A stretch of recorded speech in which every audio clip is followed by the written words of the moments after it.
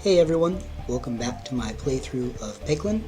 This is part 3 of my playthrough of the early access version of the game. We're to the levels that are new to me and that I haven't seen before, so this is exciting. Let's see where World 3 takes us.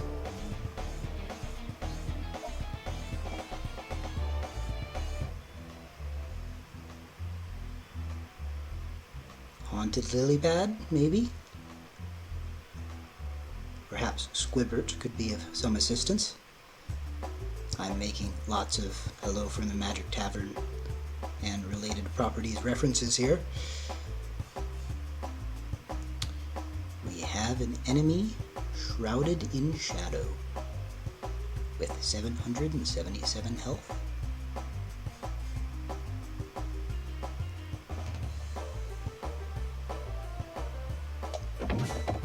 Oh yes, I chose the multi-ball as the latest relic at the end of World 2. Yeah, multi-ball was a good choice. It's so entertaining. The multi-ball and the rubber ball are my favorite. Wait till we get to the multi-ball rubber ball. Oh, that's gonna be awesome. It's called the rub orb within the game, but I just think of it as little rubber bouncy balls you find at as children's toys at different department stores, which are fun for about 10 minutes until you lose them, and then they're gone. But what a glorious 10 minutes it is.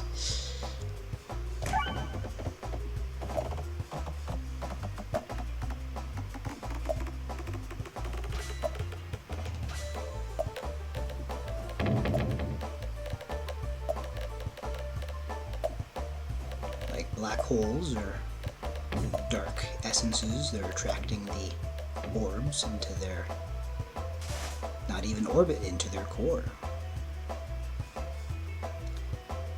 Now we have an orbalisk.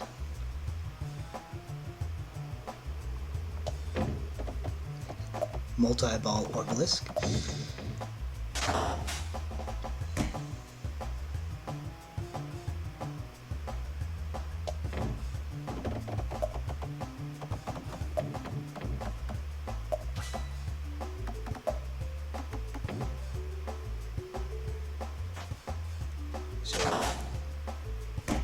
Some of the orbs end up at the bottom, and some of them end up in like the ball returns, like at the 18th hole of a miniature golf course in the sides. Although you do get them back as opposed to at the miniature golf course, where the course is regaining its property that you have loaned from it for a brief time. There's a putt-putt golf course that operated for many years during my childhood in my hometown, which I frequented for birthday parties. It was very fun. It was called Putt-Putt. It's gone. It closed down. I suppose it wasn't too profitable of a venture, but it was a very fun business while it lasted.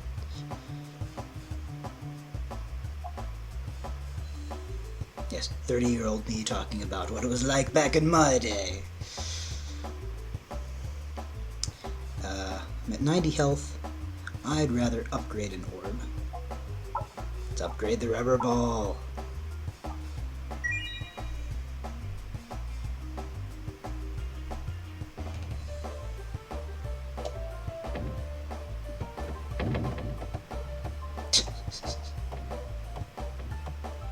Okay, didn't take damage heading into the ethereal ball return. Into the unknown we go.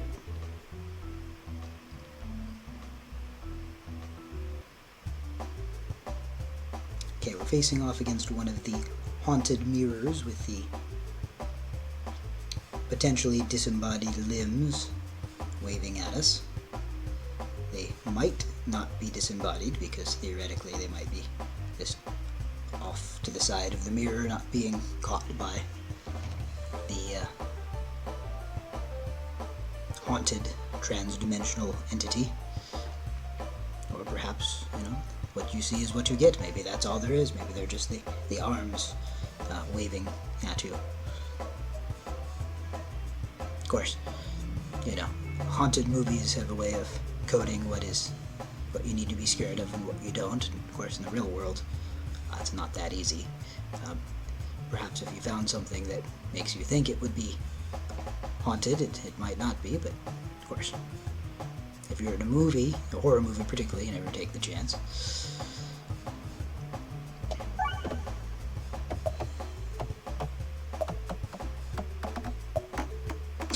So much damage.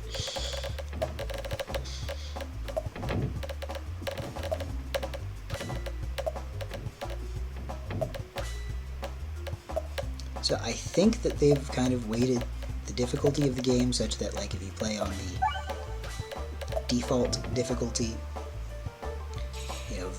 the main game essentially, that you're probably going to win every time as long as you play reasonably well. I think the harder difficulties are where you're more likely to find the challenge. Of course, I could say all of that and then lose in a rather embarrassing way somewhere in this world, but once you do really well at the main game, then you can go into the hard mode, which is available in the main menu, and see how well you can do there.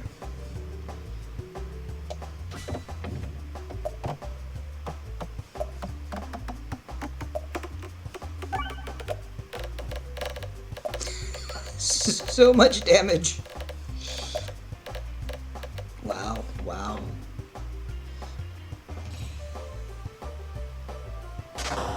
Boom. Okay, 80 health out of 888.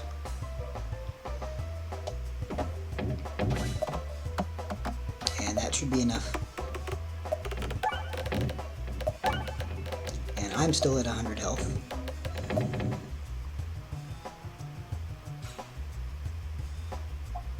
There we go. So I can choose a new orb. Nosferatu. Already have one of those. Eye circle. Nice. For the dag orb, I'll choose the eye circle. Eye circle. That just sounds grammatically incorrect, but that's I believe how it's spelled, unless I'm misreading it. So this is a pun-heavy game, like many of the games that I enjoy. The eye circle, it is.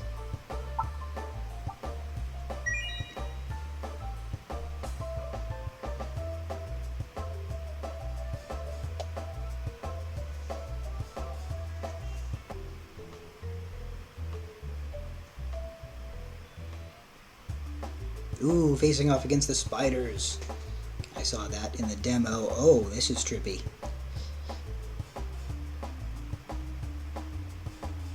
Now, are they fading and reappearing, or are they just lighting up?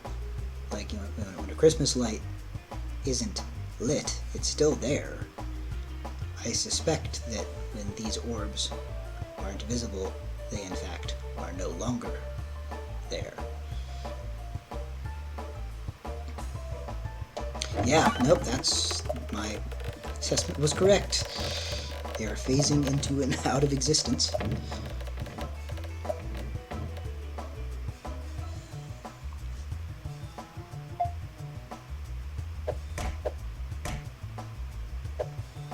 Okay, so the bats are shrouded in shadow.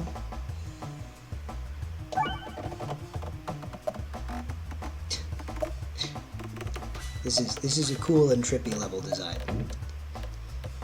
Man, just imagine how hard this must have been to code. I mean, I'm not a programmer, but this must have been so difficult.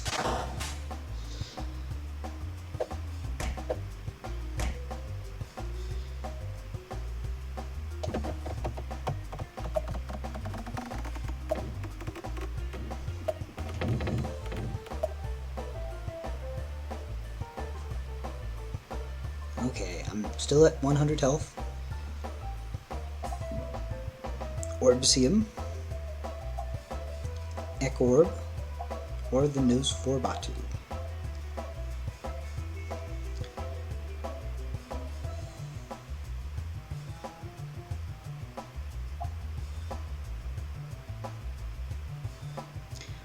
Triggers each hit peg 2 times with durable. That's gonna be really useful. I'm gonna take the Orbsium.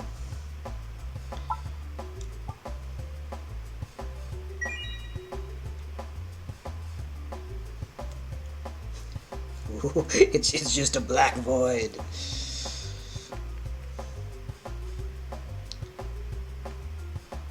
Okay, I don't want to end up, well, on the far, well, okay, so the center left is the safest path, and that's the one I will take, but that's way in the future. I'm gonna go right for now, then tack left. Yeah, looks like I'll have plenty of opportunities to do that.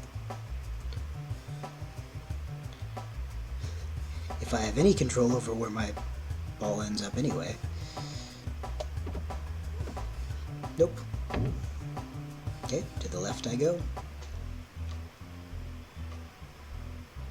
Blood red. Which I think just means a normal battle. But looks mighty intimidating against the black background.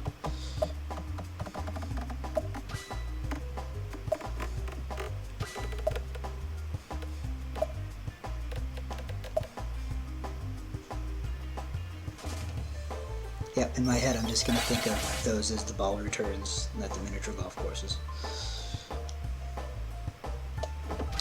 Multi-ball rubber ball.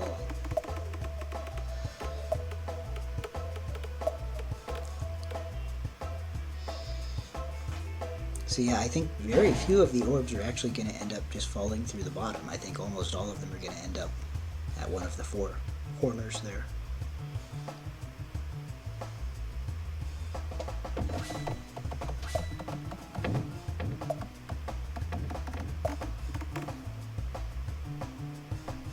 So many bombs.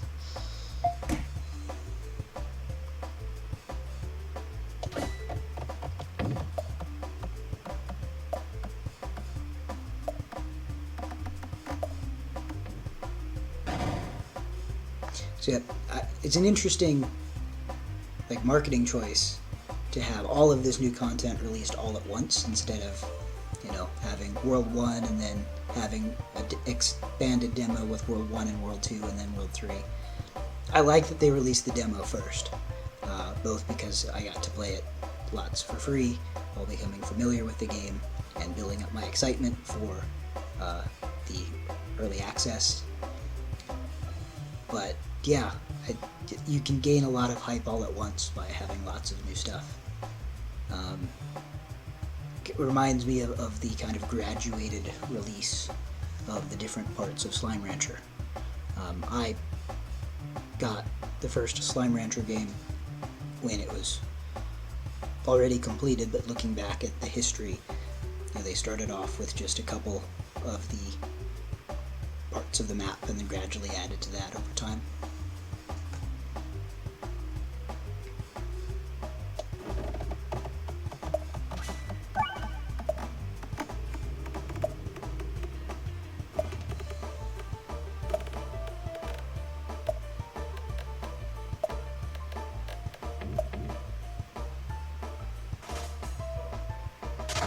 There we go. And I'm still at 100 health. I don't even know who I'm fighting against, but they're marked as enemies on the screen. So many multi-balls. So many multi-balls.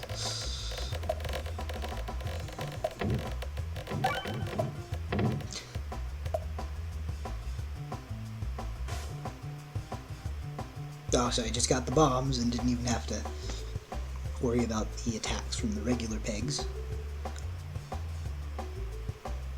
I shall upgrade an orb.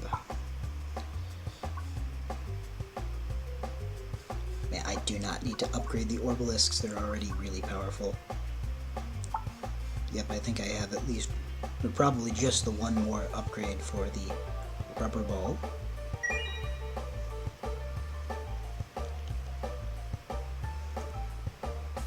And I'm going to stay on the leftward course. There we go.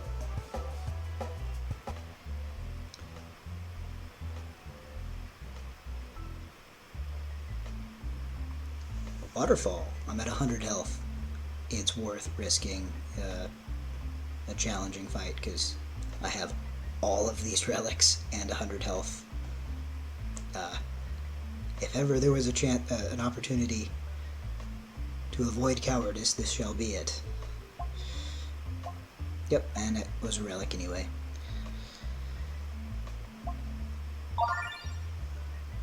I found a hidden treasure behind the waterfall.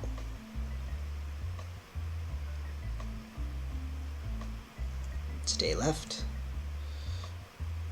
And just like with a lot of the maps, or a lot of the levels, this one's like designed to look like a waterfall. In the spider level, it was designed to look like a spider's web. It's all very clever.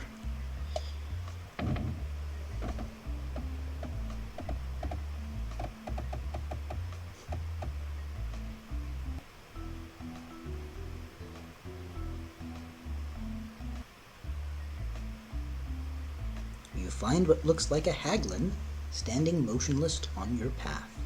Something about it gives you the creeps, but they seem to be offering the same services as usual. What do you desire? What do you desire? And I'm not going to be able to roll my S like the situation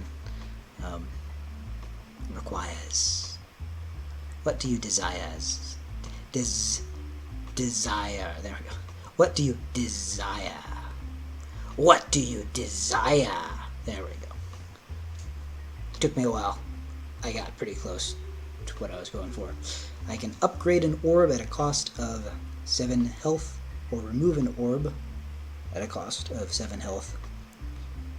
All my orbs are amazing, so I'm not going to remove them if I have the opportunity to upgrade one for the same cost.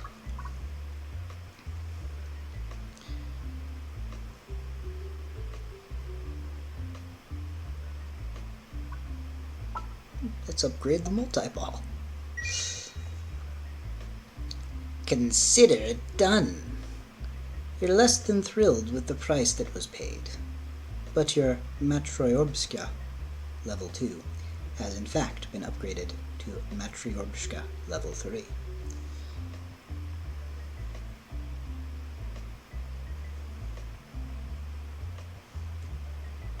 Yes. Left.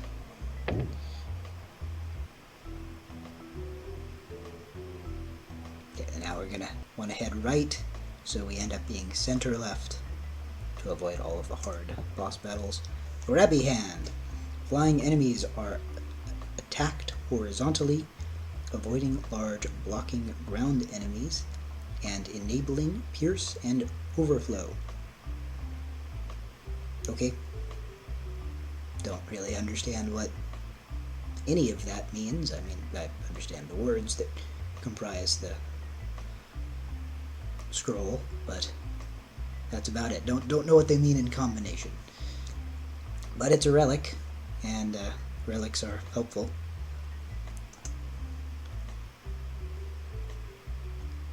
I might have room for one more before it flows over into the second column. Maybe not.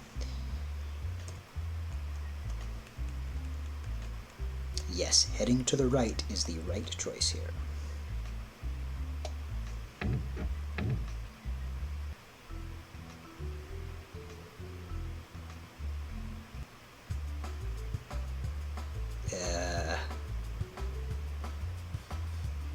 Okay, looks like we have a mirror, a haunted mirror that we've seen before. large earthworm that is bigger than us, and then a weather vane. No more enemies on the way though, so. And then a giant rotating ball return in the center of the level.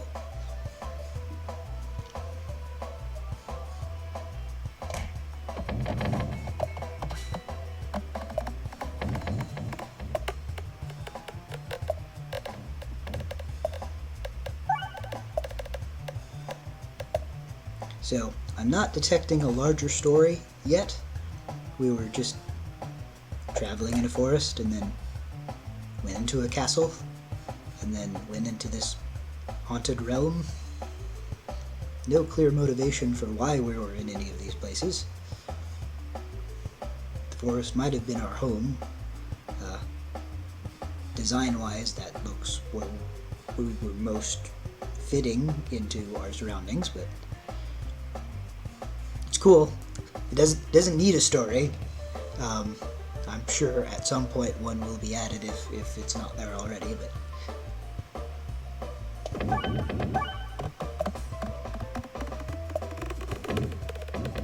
yeah, the pegs phasing into and out of existence is a very interesting mechanic. I mean, it's a very novel game. I haven't seen any pachinko roguelikes before. I've seen lots of brick breakers, but none that apply that mechanically to an RPG battle. So to do that and add on novel things on top of an already very novel idea is very cool.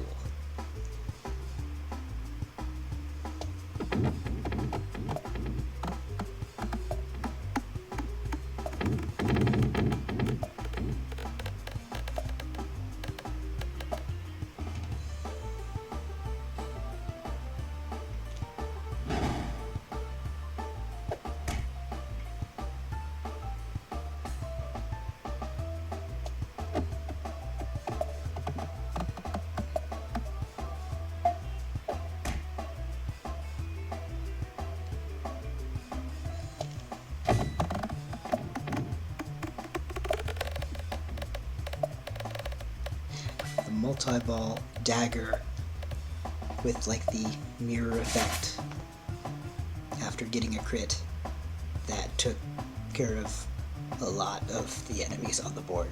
That was quite a bit of damage. And I'm still at 77 health.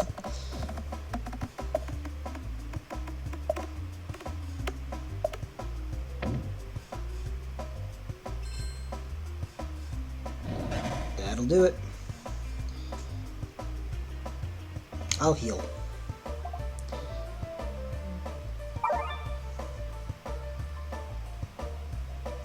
Ooh, okay, so now in order to navigate to the next level, we have to end up at the bottom, but not at the edges, but we have to get past the ball return that's at the center. I don't know how I'm going to do that.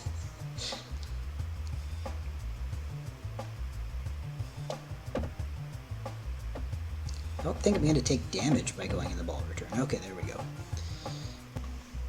Did it first try. Must not have been that hard. Of course, the next time it comes up, I'll probably fail 100 times, and it will feel very hard, but these look like us, but angry and with crystals attached to their heads. Interesting, and there's a lot more incoming. They have more health than we do, but we have so many relics.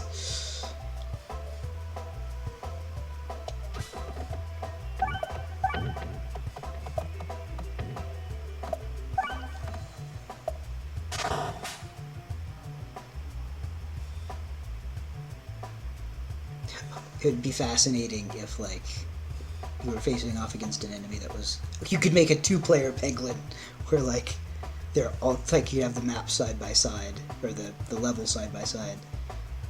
That would be cool. Multiplayer Peglin would be cool.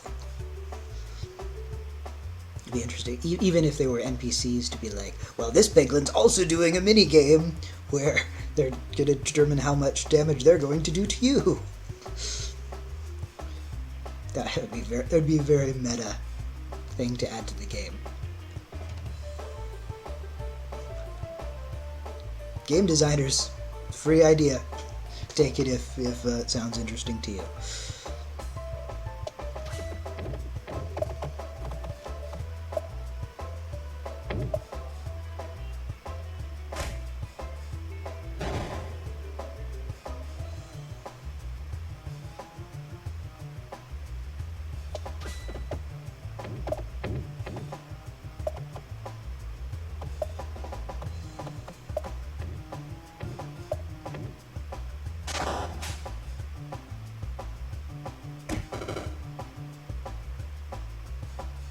Huh. Okay. It looks like it detonated. So we have suicide bomber Peglins. Interesting choice. Of course, we're not straight smack dab in the middle of the Iraq War, or at least the U.S. involvement in the Iraq War, so that might not have hit home quite as much as it would have at that time, or World War II, where you had the kamikaze pilots.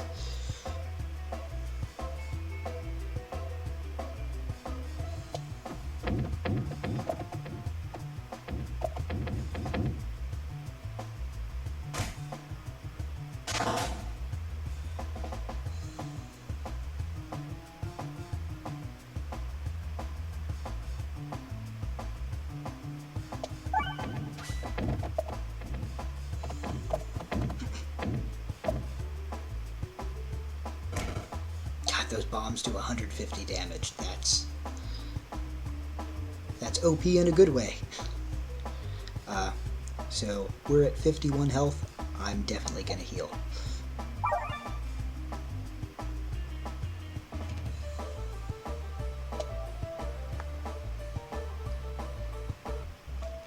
Hopefully I have the opportunity to heal before the final boss fight. I think there's going to be 3 worlds. That was hinted at the demo. In the demo at one point, it was forest complete, or forest, world 1 of 3 complete. So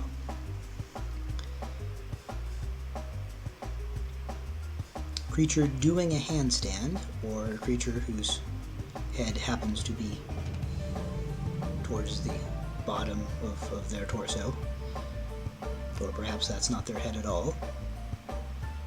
I do not know what to make of this enemy. Perhaps that will make more sense later. The ball returns are at the top now. That's interesting. Oh, okay. I'm firing from the bottom towards the top where the ball returns are, and the enemy is doing like a handstand. Oh, that's clever. That's clever.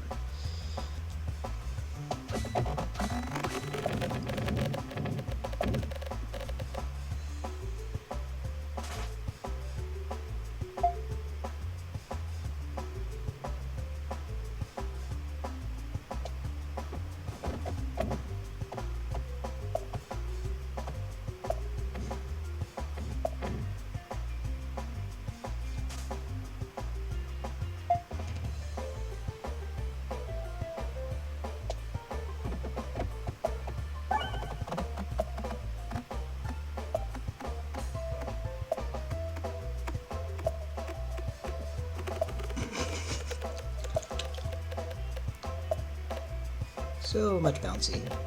The enemy has like 2,000 health at the start of the battle. Huh.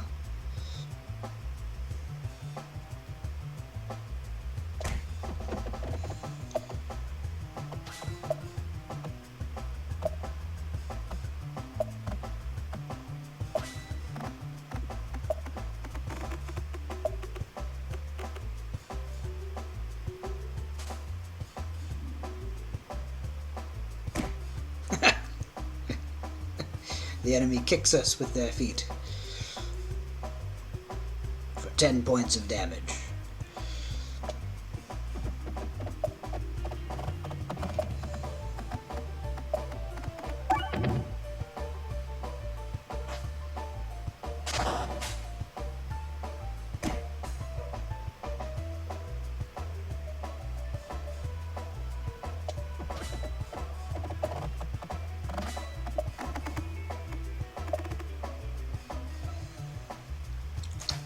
Two bombs and our icicles.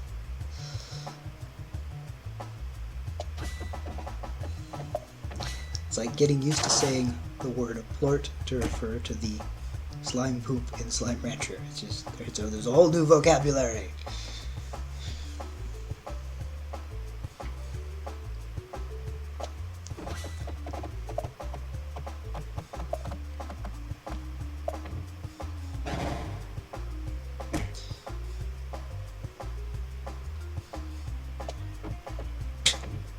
Oh, it's too dense, it's too dense. And I might die here. I might die here.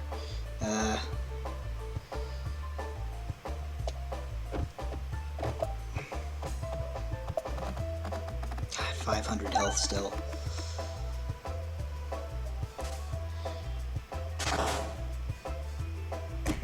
Yeah, I have 2 moves and then the game is over. So I'll be wrapping up this video pretty soon, unless I'm not, in which case, regardless, continue watching.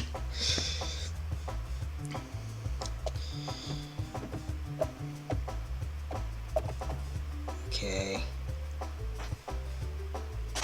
Yeah. Boom. Looks like I might get 2 more hits. Okay, I have the dag orb. Yeah, I don't want to risk reloading or discarding an orb and then losing, getting hit on the attack, because I don't think I have a decoy orb.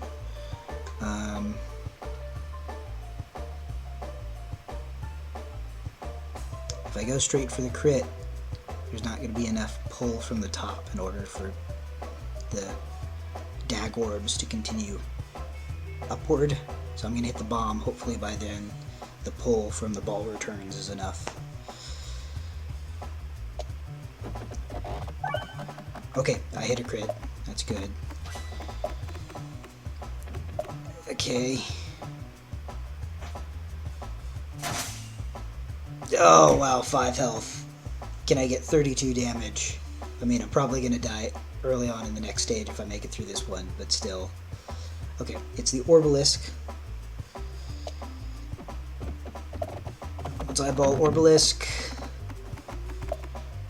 Hit a bomb. That the bomb should do it by itself. Okay, heal. Heal, heal, heal. 29. That's not much. I get a relic. Alchemist's Cookbook. Pegs have a 7% chance to refresh into bombs, but bombs deal negative 15 damage. Ring of Reuse. All orbs have +1 persist. Orbs with persist X can be used X times each before the next orb is selected. Discarding this orb will skip all remaining persist levels. That's like doubles the number of orbs I have. That sounds good to me. Yes.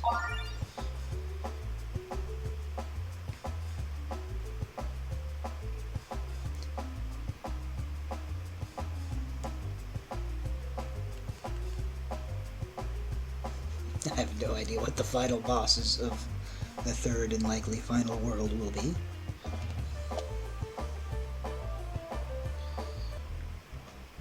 Yeah, I don't think I have any real navigational choices remaining. Something that gives me health. Okay, so now the left-hand column is completely full. It should start on the second column here. Decoy orb. I'll take it. Enemies don't get their extra turn for your first reload. Only the first. But yeah, with persist, That's gonna last a long time, so.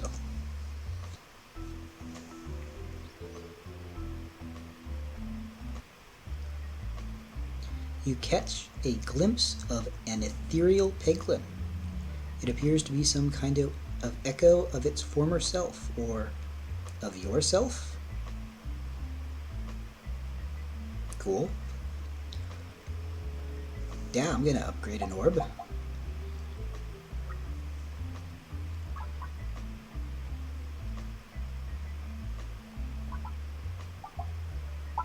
Orbalisk. I think I'm gonna need all the firepower I can before in the final fight. The echo imbues you with its remaining power before disappearing, presumably.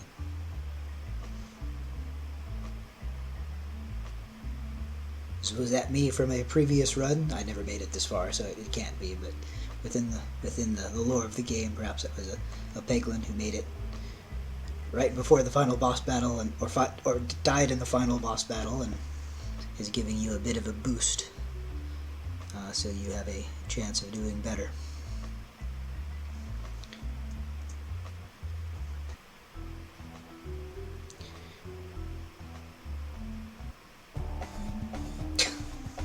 Huh.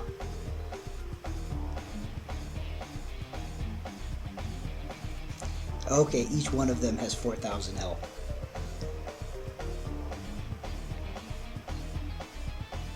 Cool. Yes. This boxed enemy. The 4 squares of death. I can't think of a cool joke from that, but there's something to work with there. No ball returns, attracting the gravity elsewhere. Nope, that was going for one of the crits. Hit a crit. Nope.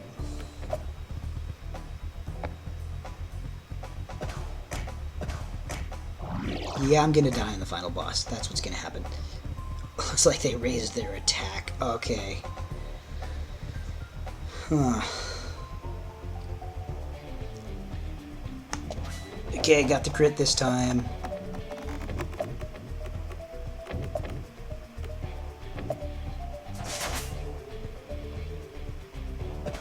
Yeah, I'm only attacking one of them. Oh, they heal too. Well, this will have been a fun and instructive first blind playthrough of the game, even when I die at the final level. It will give me something to work toward in future off-camera playthroughs of the game.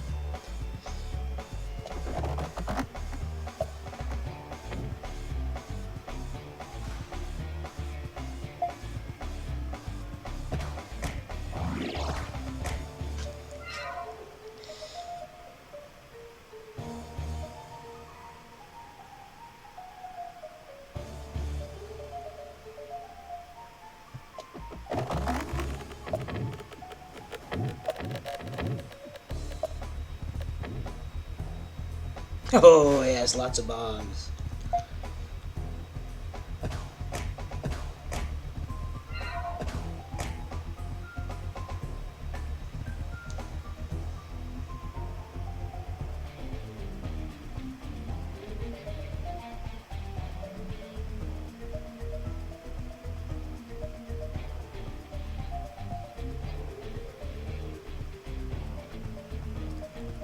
Boom.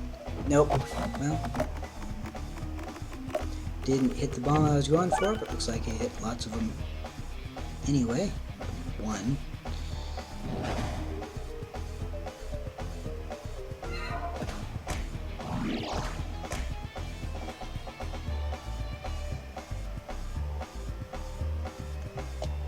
Yes, there we go.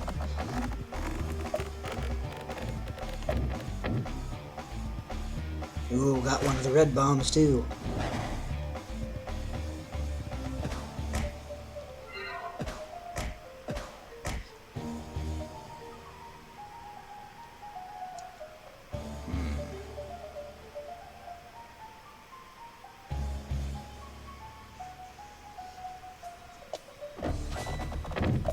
Ice circle!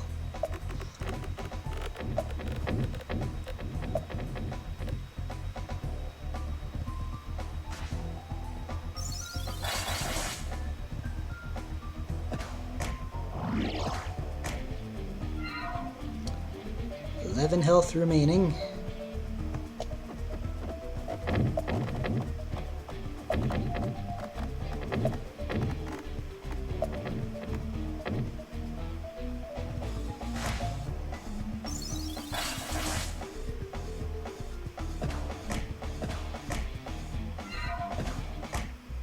Yep.